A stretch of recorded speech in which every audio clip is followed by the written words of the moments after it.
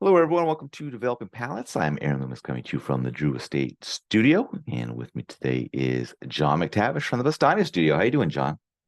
Good man. I just finished up fourth season of a show I've been watching called Slow Horses. Mm.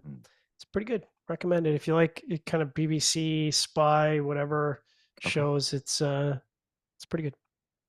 I am rewatching Dexter with my wife. So we are in season 5, which I think is the beginning of the end. So I was gonna say, are you like? Because I think what was the season with Jimmy Smith? Season 6? 3, Oh I shoot. think. Okay. Well, I feel like it's 7 seasons in total. I believe so. I think I I think it was stopped at 6 original seasons, and then they yeah did the movie the and then seventh. the 7th An season, right? extra. So I think I stopped watching at the end of season 5, and I'm glad I did. So I never watched the finale. I was like, you know what? I'm out. I'm Yeah. out. And I was happy with my decision at the time. Yeah. Yeah. I'm feeling myself waning off of it. Like the Lithgow You're playing season was with your like phone while watching. the top kind of, it went up and then just Yeah. here we go, Oh yeah, going right off a down. cliff. Like it wasn't a Julia slow Stiles slide. It just was just is not the good, like, she's a lovely actress, supporting. but she was not what that show needed. Yeah. Yeah. Yeah. So all right. So today we are talking about the Cohiba Riviera Lancero, uh square press Lancero, not very common. Yeah. 7 by 38, comes out of the STG SLE factory in Nicaragua. Wrappers Mexican San Andres. Binder is Honduran Connecticut. And the filler is Honduran Jamastran and La Entrada, and Nicaraguan Condega and Esteli. Price point is $14.99, and the cigar was released in May of 2024. With all that out of the way, John, what was your overall experience like with the cigar? May tobacco Jesus have mercy on my soul. I really enjoyed this cigar, and it caught me off guard. And I'll say this: I don't think I put it in my review, but I smoked a sample from the show, and I wasn't really impressed. I mean, it was okay, above average, but I was like, I feel like Cohiba should probably be better than this.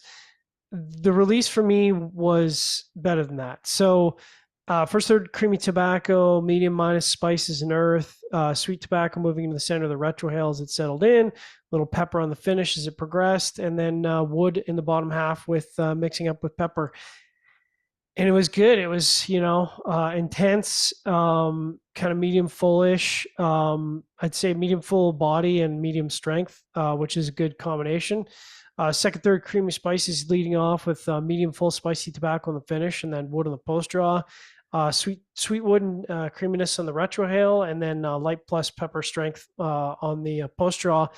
Earth and chocolate moving in the center of the retrohale as it continued, and then at the halfway point, earth in the post draw with sweet tobacco.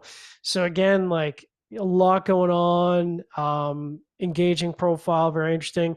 For me, the last third was a little bit more flat, less nuanced than the first 2/3. So creamy spices, tobacco, stone fruit sweetness, but then as it progressed, just kind of a more woody profile in the center and kind of a woody and earth profile in the post draw. So still pleasant, but not nearly as dynamic. Both burn and construction were excellent, no issues there. So yeah, it's getting some high marks for me. What about you?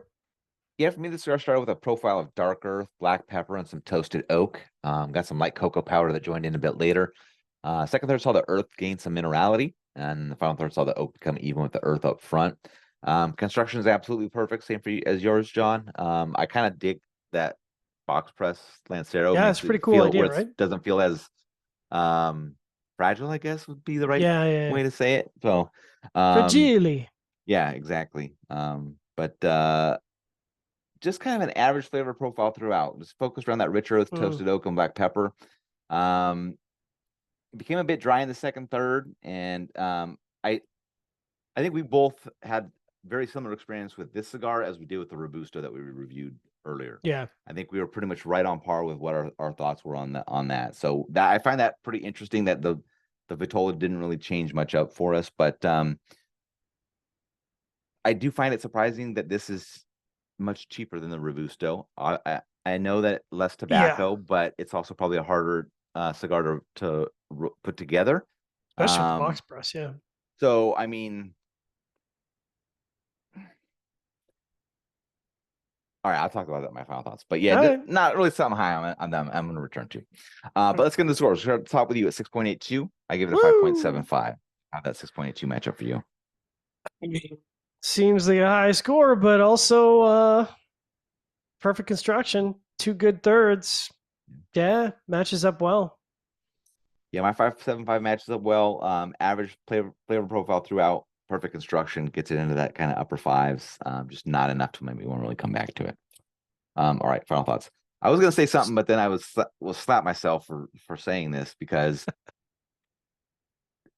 this is how they try to create value. So like the Robusto was like $20, right? I think it was 19.99. 20 was it 1999 or 2099? 19.99. 1999. Okay. And then this is 12.99. 14.99. 14.99. That's a big delta. Yeah, I'm not gonna spend $15 to smoke the cigar again. Yeah. But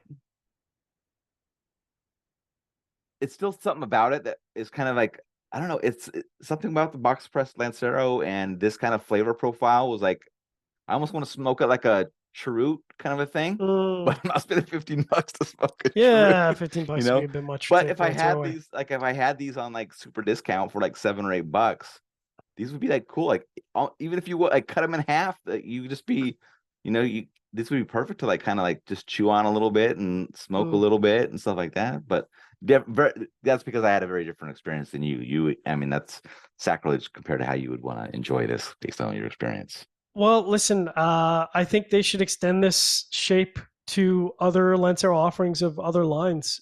It's interesting. It's unique-ish, and like you said, it's a totally different mouthfeel.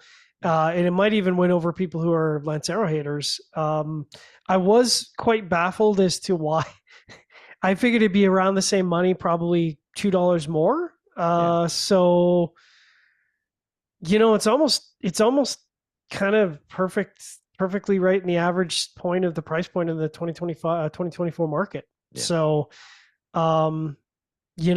I was happy with it. I was surprised. Like I said, the one I smoked at the trade show, I was like, it's okay, but not great. And this one was way better. So I'm hoping that, sometimes, well, a lot of times the stuff at the trade show is just dried out and not great. So that's probably what it was. All right, wherever you catch this video, be sure to like and subscribe, but check out the full written review on the website, developingpalace.com.